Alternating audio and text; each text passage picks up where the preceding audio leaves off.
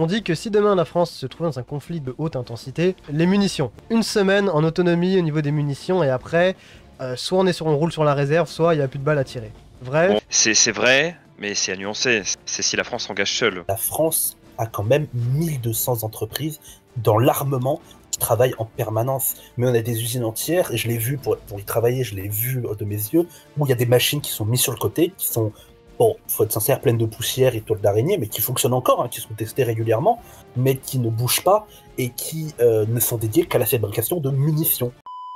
Bonjour à tous, c'est Sarge le Chef. Bienvenue à vous dans cette toute nouvelle vidéo sur les thématiques d'actualité. Aujourd'hui, nous allons évoquer la France, de manière plus large, l'armée française. Que vaut l'armée française aujourd'hui d'un point de vue international et quelles sont ses projections pour le futur? Alors évidemment, c'est un sujet de vidéo qui est très vaste puisque l'armée ça veut tout et rien dire. Nous allons évoquer différentes thématiques, que ce soit les effectifs, que ce soit le budget, que ce soit la cybersécurité, que ce soit l'évolution, etc. Les facteurs de projection également. Pour cette vidéo, je ne serai pas seul, je serai accompagné de deux personnes très bien placées, très bien calées sur le sujet. Le but de cette vidéo, c'est pas évidemment de dire est-ce que la France est meilleure que tel ou tel pays, mais bien de comprendre sa place et son rôle à l'international aujourd'hui, hier, mais surtout demain. La première thématique, qui est peut-être la thématique la plus abordée aujourd'hui, c'est la fameuse place de l'armée française aujourd'hui. Historiquement, on a une armée française qui, quand même, depuis la Seconde Guerre mondiale, depuis la guerre d'Indochine et la guerre d'Algérie, qui est assez contestée à l'international. Et on se demande si aujourd'hui, avec le retour de la guerre en Ukraine, où on a vu que Macron a quand même été l'un des premiers à parler avec Poutine, à essayer de négocier une fameuse paix, on se demande un peu quelle est la place de la France aujourd'hui à l'international. On parle beaucoup, depuis la guerre en Ukraine, d'un réarmement et d'une prise de conscience de l'importance, de la France de se réarmer, de se préparer aux conflits de haute intensité comme en Ukraine, mais aussi de l'Europe de suivre la France dans ce réarmement. Ma première question, et je pense que ce serait plutôt pour toi, Abaddon, toi qui es ingénieur dans l'armement, est-ce que le terme de réarmement et de prise de conscience, il est réel? Est-ce que finalement il a fallu attendre le début de la guerre en Ukraine, si je ne me trompe pas, 2022, pour que la France ait ce déclic de se réarmer? Alors, ça dépend en fait de qui on parle dans la France. En soi, militairement parlant, ça fait beaucoup plus depuis le printemps arabe qu'il y a une prise de conscience des armées françaises en général, que ce soit sur notre équipement, sur nos stratégies, sur comment on se bat, sur le fait qu'on doit combattre soit des combats d'insurgés, soit des grandes armées. À l'échelle politique et civile, oui, effectivement, c'est depuis la guerre en Ukraine où il y a une espèce de réveil, il y a une espèce de prise de conscience de...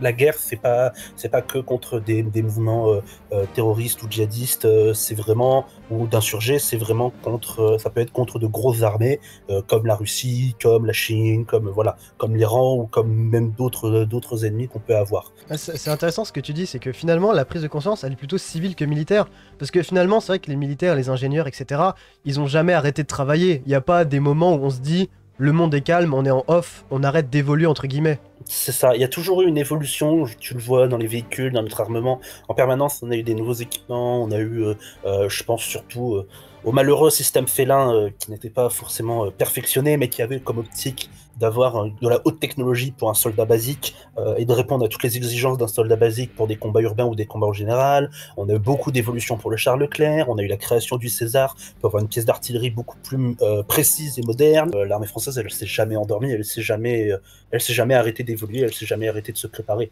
On est bien d'accord que le canon César, c'est pas arrivé en 2022 pour l'Ukraine, c'était déjà là bien avant. C'est ça, c'était là bien avant, comme le Leclerc ou comme la MX, hein, c'est même des vieux, alors, un peu moins pour le canon César, mais c'est des vieux véhicules quand même, mais qui ont été modernisés avec le temps. Le César, on en est, si je dis pas de bêtises, à la 7e ou 8e version. Le Leclerc, entre le Tropique, entre le XLR, entre toutes les versions qu'il y a eu, je pense que oui, il doit être à la 6e, 5e ou 6e version aussi. La MX-10 RC, pareil, il a le droit à ses lots de modernisation. Je voulais juste ajouter, c'est que même sur le César, il y a déjà en fait son successeur, hein, le César Mark II, hein, qui est déjà quasiment disponible. Donc ouais, le César, ça fait un moment qu'il est déjà présent au sein des armées françaises. Donc ouais, il y a une continuité d'aller sur ce programme. Est-ce que, mine de rien, on peut quand même dire qu'il y a, pas une prise de conscience finalement, mais un geste supplémentaire qui a été fait pour vraiment remettre en avant l'armée française et les moyens nécessaires de la guerre, entre guillemets? Ah bah c'est indéniable que oui. Enfin, qu'on soit pour, qu'on soit contre Macron par exemple, c'est lui qui a relancé justement pour la première fois suite à tout un tas de budgets de la défense qui ont été sous les anciens présidents toujours revus à la baisse. Il fallait faire des coupes. On a eu les crises justement financières qui sont passées par là, et donc les armées étaient toujours dans le contexte des dividendes de la paix. On voyait pas de menace, en tout cas étatique, comme on peut le voir aujourd'hui, pour justement justifier ce rebond hein, dans cette nouvelle LPM. Donc si, complètement. Et puis l'effort en soi, il est colossal. C'est entre 400 et 500 milliards qu'on annonce effectivement sur 5 à 6 ans. J'ai plus les chiffres exacts en tête, vous m'excuserez, mais si, complètement. On est dans un regain, dans une prise de conscience qu'on est obligé de faire quelque chose. Après, sur cette LPM, pas non plus oublier des choses, c'est que effectivement on met beaucoup d'argent, mais pourquoi on met l'argent? C'est ça qu'il faut expliquer, c'est que déjà en France, on est un cas vraiment particulier. On est un des rares pays qui est justement détenteur de tout un système de dissuasion nucléaire. Avant, on avait la triade. Maintenant, aujourd'hui, c'est simplement avec le Rafale et les sous-marins. Donc, avec ces programmes-là, justement, d'armement où on se dissuade, on a un parc quand même assez conséquent. On a le 4e au monde. Les Chinois sont passés devant. Et ça nous coûte très cher, cette dissuasion. Parce qu'aujourd'hui, c'est quand même ça qui fait que si on voulait techniquement ne pas maintenir une armée, ou au moins à minima, on pourrait simplement se reposer sur le nucléaire. Tous les autres pays européens, je compte pas le Royaume-Uni, qui sont sortis de l'Union européenne, ne sont pas dans cette problématique-là. Eux, ils n'ont pas la dissuasion nucléaire. Il n'y a que la France qui est dans ce cas de figure. Donc eux, leur budget, on peut déjà pas le comparer aux armées françaises. Ils ont que les 3 composantes majeures, terre, mer et air, justement, qui se présentent. Donc oui, on a, on va dire, ce regain, pour répondre à ta question, mais on a aussi la dissuasion nucléaire qui prend beaucoup de place. C'est le premier dans les 4 points où aujourd'hui il y a le plus d'argent qui est investi pour le moderniser, le maintenir justement en condition. Voilà. Pour qu'on comprenne bien ce que tu dis, tu penses qu'on aurait un budget de défense nucléaire qui serait plus élevé qu'admettons un budget pour l'armée de terre? C'est pas qu'il est plus élevé ou moins élevé, c'est que c'est la priorité en fait. C'est là où on alloue le plus d'argent. C'est vraiment en numéro 1. Après, je pourrais pas te dire qu'il est numéro 2, numéro 3, numéro 4. Ça doit être à peu près kiff-kiff, mais je crois que c'est la marine qui s'en est malheureusement le moins bien sorti dans les 4. Pour qu'on comprenne bien un peu la place de la France à l'international, j'ai pris un graphique assez intéressant, c'est sur les dépenses militaires les plus élevées en 2023. Donc là on est un peu dans la période de la guerre en Ukraine. On remarque que du coup France 61 milliards de dollars. On a des pays comme l'Ukraine avec 64 milliards de dollars, même l'Allemagne, Royaume-Uni, Arabie Saoudite qui sont devant nous. Donc on pourrait se dire, est-ce que la France en a pas perdu d'un point de vue militaire? Mais d'un autre côté, on a des pays comme l'Israël qui vont se retrouver à la 15e place avec 27 milliards de dollars, qui militairement sont quand même bons aujourd'hui. Et du coup, comment on peut situer la France aujourd'hui à l'international? On a une Ukraine qui est devant nous, mais d'un côté on est encore devant l'Israël. Les dépenses sont pas les mêmes, vous en parlez tout à l'heure, on a la marine, on a la dissuasion nucléaire, on a l'armée de l'air et de l'espace, on a l'armée de terre. Qu'est-ce qu'on peut dire en gros de la France? Est-ce que aujourd'hui on peut dire qu'on a une armée qui est quand même relativement complète, relativement puissante à l'international? L'armée française, elle est souvent appelée comme une armée échantillonnaire, c'est-à-dire qu'on sait tout faire. On sait tout bien faire. Je donne un exemple pour qu'on comprenne bien, mais par exemple, on est les seuls avec les Américains à avoir notre propre dissuasion nucléaire. On est les seuls à avoir notre propre catapulte installée sur un porte-avions qui également est le seul à être un porte-avions à propulsion nucléaire. C'est des exemples comme ça où on a gardé des compétences clés absolument dans tous les secteurs, que ce soit sur nos programmes d'armement, les programmes de chars, les programmes de drones. Quoique c'est un peu plus discutable sur les programmes de drones, mais c'est beaucoup mieux depuis quelques mois. Sur les programmes d'aviation, sur les programmes navals aussi, où on est carrément en tête sur le développement des drones navals. Je vous invite à regarder, vous renseigner dernièrement, mais la France est leader quasiment mondial dans ce domaine, pas loin par l'Ukraine. Après, tu parlais des budgets. Comparé à l'Ukraine, c'est pas vraiment... je pense une bonne comparaison parce qu'elle a toute l'aide extérieure justement qui arrive pour l'aider parce qu'il y a l'aide effectivement financière à but humanitaire, puis il y a l'aide tout simplement pour ses achats militaires. Il faut bien penser aussi que les États ont des intérêts à donner toute cette aide financière militaire. Pourquoi? Parce que l'Ukraine, si demain elle garde ses équipements, on ne sait pas quelle sera l'issue de la guerre, il faudra qu'elle les entretienne, il faudra qu'elle continue d'acheter aux pays qui ont fourni. Donc il y a tout cet engrenage derrière qui peut le justifier, et la France elle fait pas exception. Faut voir ça avec les Mirages. Elle n'a pas donné une vingtaine de Mirages 2000 pour rien. C'est également aussi dans cette même logique. C'est vrai que pour qu'on comprenne bien, Ukraine qui est techniquement avec un budget militaire supérieur à la France, ça veut pas dire qu'elle est meilleure que l'armée française parce qu'elle a un budget militaire supérieur. Non, ça veut quasiment, ça veut pas que ça veut rien dire, mais on a surtout pas la même utilité de notre budget. L'Ukraine, elle va mettre beaucoup dans son budget, dans ses défenses, dans sa préparation, dans son matériel qu'elle doit entretenir, qu'elle doit réparer, dans ce qu'elle doit acheter à d'autres pays, alors que nous, la France, on met beaucoup de notre budget dans l'investissement, dans les nouvelles technologies, dans l'évolution de notre matériel, dans un nouvel entraînement. Donc, on n'a pas la même utilité du budget. Tu vois, tu prends le graphique de haut en bas, tu prends les États-Unis. ils sont partout dans le monde, ils évoluent partout dans toutes les technologies en permanence. C'est normal qu'ils ont besoin ils ont une armée extrêmement imposante, c'est normal qu'ils ont besoin d'un tel budget. La Chine, ils ont un rattrapage technologique qu'ils doivent faire assez important. Ils sont en pleine évolution, effectivement, mais ils sont encore un bon rattrapage technologique à faire et ils ont une grande armée, donc ils doivent mettre un gros budget. La Russie, c'est à peu près pareil, ils ont une grosse armée et ils ont ce complexe de toujours être menacés, donc ils doivent garder une grande composante militaire. L'Inde, techniquement, c'est un pays menacé en permanence avec le Pakistan. L'Arabie Saoudite, faut être sincère, la grande partie de son budget, ils le mettent à payer d'autres pays pour venir chez eux, enfin, ou d'autres pays qui les payent, mais ils payent aussi beaucoup des services de sécurité, des mercenaires. L'armée saoudienne, elle est quasiment inexistante, on l'a vu dans des conflits puis passés il y a le avec le financement Yémen. de la guerre civile au Yémen, ouais, voilà. Voilà, et ils financent d'autres pays. Le Royaume-Uni, l'Allemagne, c'est des pays européens qui sont en train d'essayer de se remettre militairement, qui sont en train de se relever par rapport à toutes les années qu'ils ont perdues en achetant beaucoup à l'américain, par exemple. Donc effectivement, il doit y avoir beaucoup d'argent. L'Ukraine, ils sont en pleine guerre.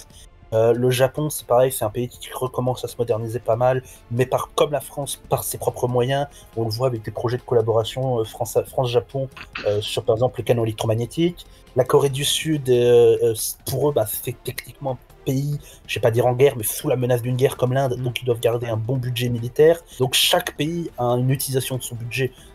Tu peux mettre, comme les Américains, 916 milliards dans ton armée. Si c'est uniquement pour l'entretenir, pour avoir des bases partout dans le monde, et que c'est pas pour évoluer, pour ce qui n'est pas le cas des Américains, mais voilà.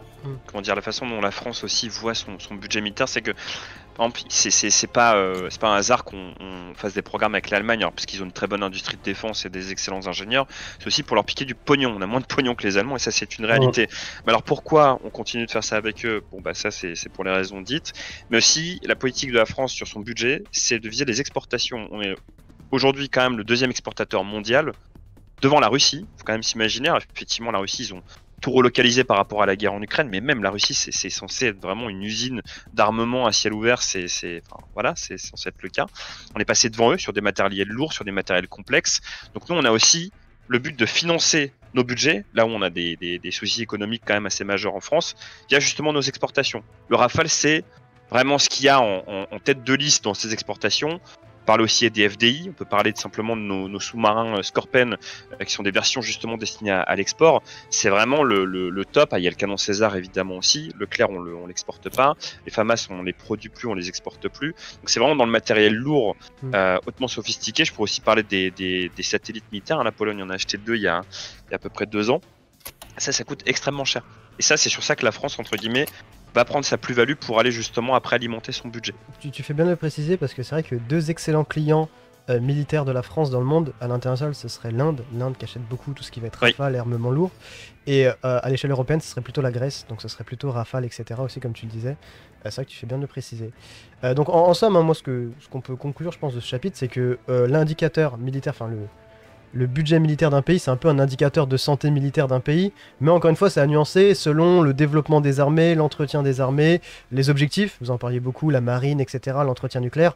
Donc c'est vraiment un indicateur de base, mais encore une fois, ça veut tout et rien dire, puisque tout dépend où partent les dépenses, et chaque pays a des attentes et a des besoins différents. Donc il faut prendre beaucoup de recul, je pense, par rapport à ça. Ouais, c'est ça. Comparer la France à un autre pays, c'est pas vraiment possible. On peut effectivement faire des comparaisons, mais il y a vraiment ce cas particulier du nucléaire qu'il faut à chaque fois préciser, parce que si on n'est pas comment dire, cette doctrine nucléaire, comment serait réparti le budget du nucléaire sur les 3 ans de composantes? Effectivement, on aurait un peu plus de quoi respirer sur les 3 autres composantes, ça c'est certain. Là, on ressemblerait plus à une armée polonaise en termes terrestres. On ressemblerait beaucoup plus à une armée polonaise, beaucoup plus axée sur du véhicule, je pense, beaucoup plus axée sur du véhicule lourd. Je pense qu'on aurait déjà beaucoup plus de chars, très certainement plus de frégates en mer. On aurait plus de chasseurs. Enfin, on aurait plus un peu de tout en termes de matériel lourd. C'est ça. Mais voilà, le nucléaire vient nous apporter quelque chose que même si on multipliait tout ce matériel par 10, par 100 même peut-être, ça ne vaudrait jamais notre équipement nucléaire, notre dissuasion nucléaire qui fait 100% quasiment. Ouais. La dissuasion nucléaire, c'est 80% du travail avant un conflit, quoi. C'est 80% c'est de notre dissuasion, 20% ça va être la négociation, et 80% ça va être notre dissuasion nucléaire pour faire comprendre aux autres que voilà, C'est la France est capable de se défendre, la France sait qu'elle peut se défendre, et la France est prête à se défendre. Et ça, on le fait bien comprendre à nos alliés comme à nos ennemis.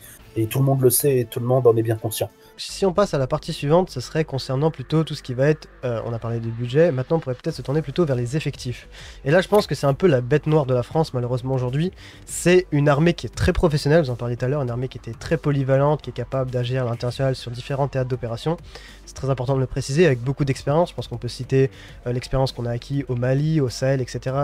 durant les différentes OPEX, durant les différentes opérations. Mais on a quand même un gros problème, et ça je pense qu'on peut pas le nier, c'est le manque d'effectifs. On a une armée professionnelle qui tourne encore aujourd'hui autour de 200 000 hommes. 200 000 hommes, ça peut paraître pas mal, mais ça nous place que 21e au rang mondial, 21e armée en termes d'effectifs au rang mondial. Et là, je me tourne vers vous, est-ce que finalement, 200 000 personnes, ça fait pas un peu rigoler à l'international comparé à des puissances majeures? Je pourrais reprendre l'exemple de la Russie qui est aujourd'hui plus parlant, où on compte malgré tout quand même plus de 1,5 million d'effectifs de soldats et d'officiers. Quand tu prends 200 000 hommes en fait sur les effectifs de l'armée de terre, en fait ce qui est vraiment important à regarder, c'est combien plutôt de forces sont mobilisables rapidement. Et ça c'est souvent ce qui est mis en avant en fait dans les faiblesses de l'armée française. C'est pas vraiment la quantité d'hommes qu'on a dans les effectifs, c'est assez honorable, 200 000 honnêtement quand tu compares aux autres armées européennes. C'est pas mal, faut aussi le proportionner par rapport à la population. Mais quand tu regardes en Ukraine, les Russes c'est 400 000 hommes. Hein. Il n'y a pas effectivement que les Russes qui sont présents, on a aussi des Nord-Coréens, des Tchétchènes, des mercenaires, on a un peu de tout. Mais les Russes, c'est 400 000 hommes. Pourquoi? Parce qu'ils ont effectivement plus d'1 million d'effectifs. Après, c'est réparti comment? Il n'y a pas que l'Ukraine qui joue, il y a tous les terrains que tu dois garder, etc. un peu partout. Donc la France, à la limite, 200 000 hommes, ça fait pas rigoler. Honnêtement, moi je dirais pas ça. C'est plutôt qu'est-ce qu'on est capable de mobiliser demain. Et c'est ça qui fait un peu plus rigoler, c'est que c'est pas grand-chose. Alors je parle même pas par exemple des Allemands, ou alors eux, on n'en parle même pas, vaut mieux pas. Mais la France, je pense, c'est 40 000, après, 50 000 hommes mobilisables rapidement. C'est-à-dire dans l'immédiat, demain il y a un conflit, les premières semaines, voire le premier mois, tu n'auras que 40 000 hommes disponibles pour le déploiement. Quand je parle demain, c'est vraiment dans les premiers jours. Après, dans les premiers jours, ok, d'accord. Okay. La Russie, demain, elle est dans un conflit face à tous ses ennemis. Faut qu'elle oppose des troupes à qui? Faut qu'elle oppose des troupes à la Finlande, l'Estonie, la Lituanie, la Lettonie, la Pologne, la Hongrie, la Roumanie, la Moldavie, la Turquie. Si demain la France est en conflit, faut qu'elle oppose des troupes à qui? En face d'elle, pas personne. On est amis des Espagnols, on est amis des Italiens, des Suisses, des Allemands, du Luxembourg, de la Belgique et des Anglais. On n'a pas d'ennemis autour de nous. Il n'y a aucun scénario, à moins d'une force de débarquement, mais là, ça serait notre marine de s'en occuper. Il n'y a aucun scénario où la France s'oppose à un de ses ennemis frontaliers. Ça n'existe pas. À moins peut-être que l'Andorre demain décide de nous envahir, mais bon, j'y crois moyen. Le point fort de la France, ce serait sa situation géographique, on est quand même dans l'Union européenne qui malgré tout est un facteur rassurant du fait qu'on n'a pas d'ennemis à proximité. C'est en tout cas, je veux nuancer quand même. Contexte. Oui. Nos positions. Je suis là. Parce que là on parle de France métropolitaine, quand même. Oui, bien sûr. Il y a quand même, c'est pas prévu ce que je vais dire, mais il y a quand même le Brésil qui a désigné officiellement dans des wargames, dans des think tanks, qui pourrait être son potentiel ennemi de manière crédible dans 40, 50, 60 ans. C'est la France. On a une frontière, c'est la plus grande frontière terrestre qu'on ait avec un pays. C'est en Guyane, hein. Bien sûr, faut pas penser que c'est en Europe. Après, on a aussi d'autres menaces, l'Indo-Pacifique, faut vraiment en parler. La France, c'est pour ça qu'elle fait des exercices aériens avec ses Rafales. En combien de temps on est capable de déployer combien de flottilles, notre marine, comment elle peut se rendre disponible. Donc, il y a quand même, oui, on a une situation géographique confortable, mais on a un point de vue qui est mondial. On est un des seuls pays qui a tous les fuseaux horaires, je crois encore actuellement aujourd'hui, si ce n'est même le seul, si je dis pas de bêtises. Donc non, on a tout plein de zones à protéger et c'est pour ça justement que certains ne comprennent pas que notre marine soit pas justement beaucoup plus imposante. Elle est quand même assez conséquente quand on la compare à plein de pays, mais par rapport à tout ce qu'on a à couvrir, notamment nos Z2, la Polynésie française, coucou Sarge, tu en reviens, mais non, mais vraiment notre marine, elle est pas assez menaçante. Après, justement, est-ce qu'on pourrait se reposer sur l'aérien avec les Rafales? Pourquoi pas? C'est une solution. Donc, je précise la différence au cas où pour ceux qui ne savent pas.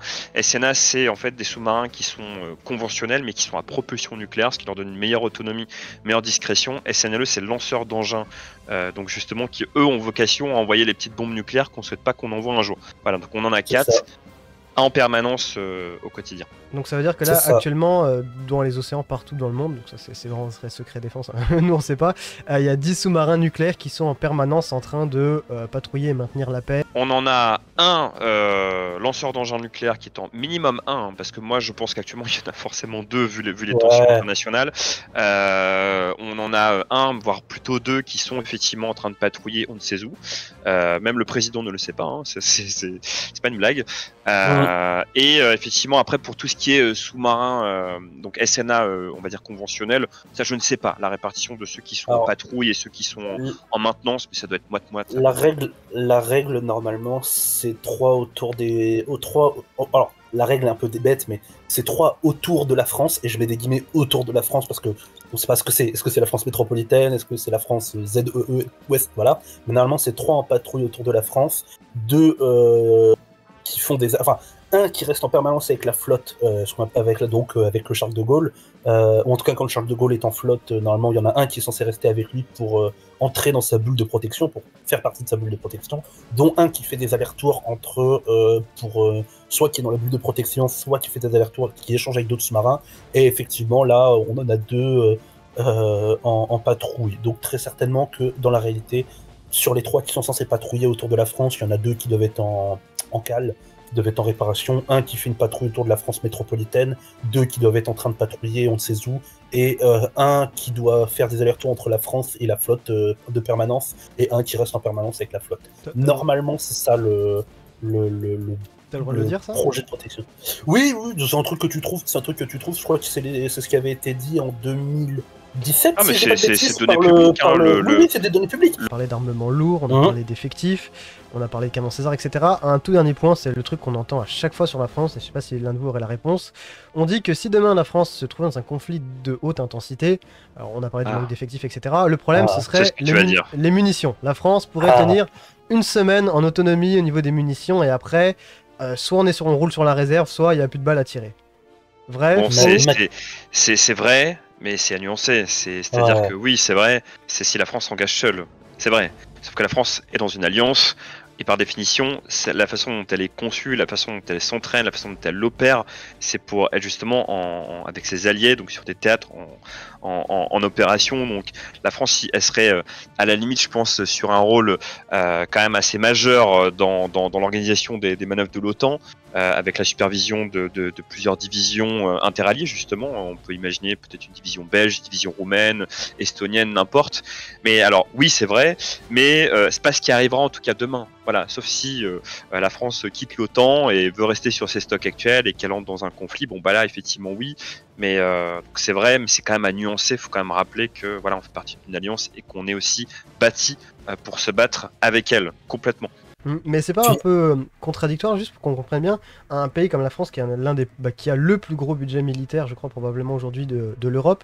C'est quoi? Ça sert à rien d'avoir trop de munitions parce que ça périme? C'est pas une dépense prioritaire? C'est trop cher les munitions, c'est ça qu'il faut comprendre? C'est super cher à garder un entretien. Une munition, ça a une date de péremption. Une munition, tu peux pas la laisser dans un stock et puis partir pendant 80 ans et la laisser là, c'est pas possible. Ça s'entretient, il faut que tu les changes parfois quand elles sont périmées, donc faut pouvoir les utiliser. Si tu les utilises, ça veut dire qu'il faut tirer avec, donc il faut déployer des véhicules ou des hommes. Enfin, c'est une organisation et une structure, une administration gigantesque à entretenir pour qu'au final, pour le moment, on n'en ait pas le réel besoin.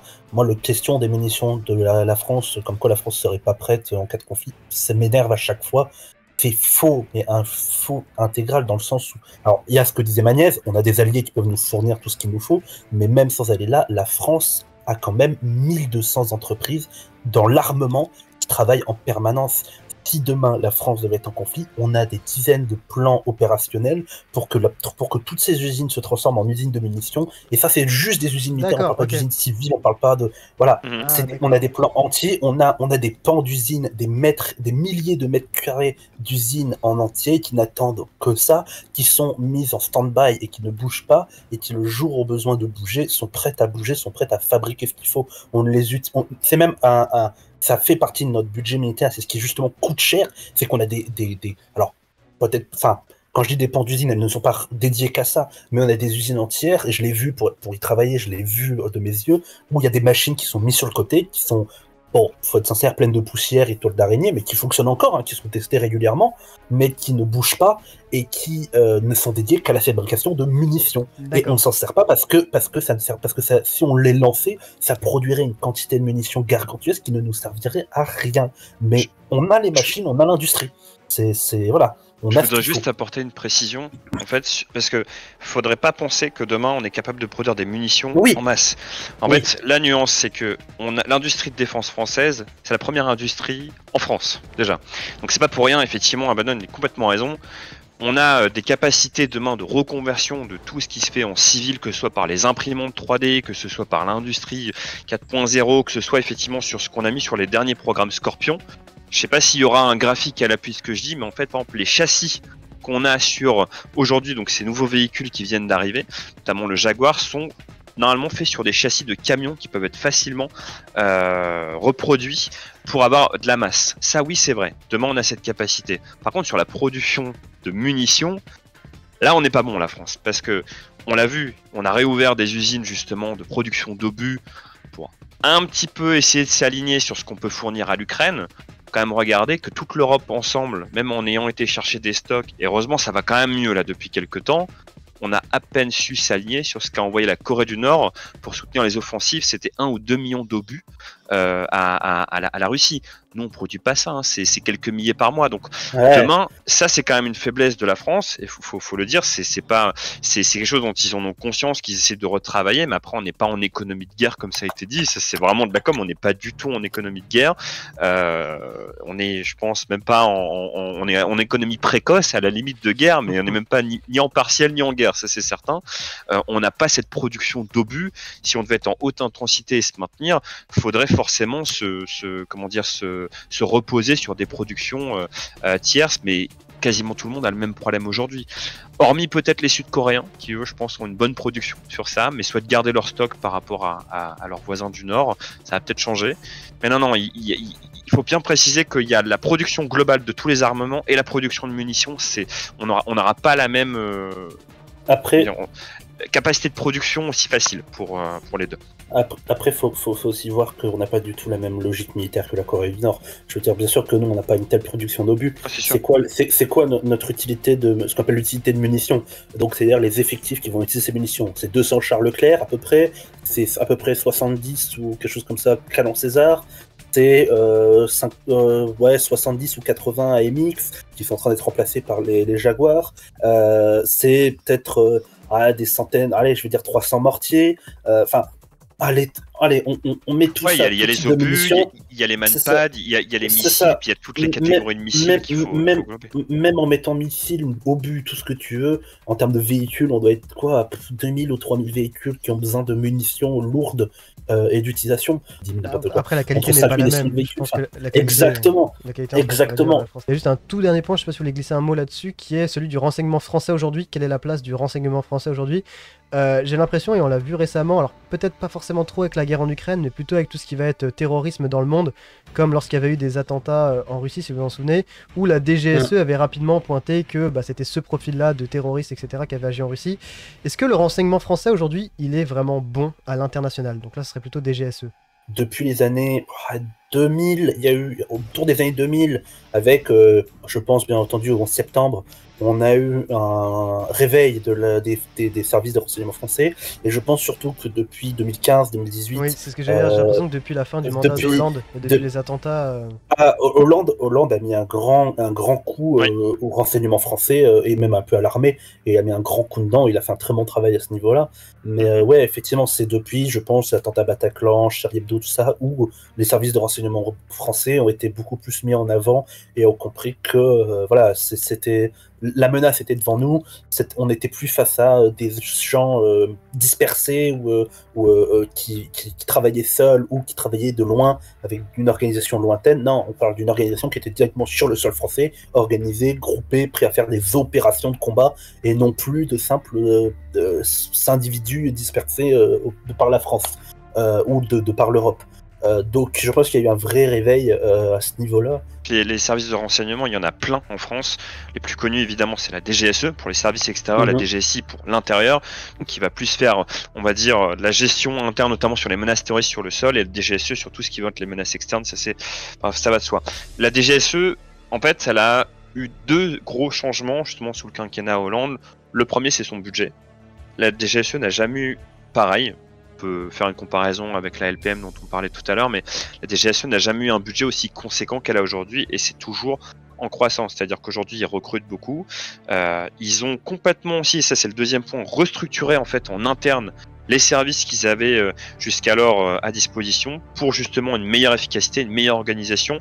Et je reviens sur le point que disait Abaddon tout à l'heure, effectivement, pour pas avoir de rivalité entre les services.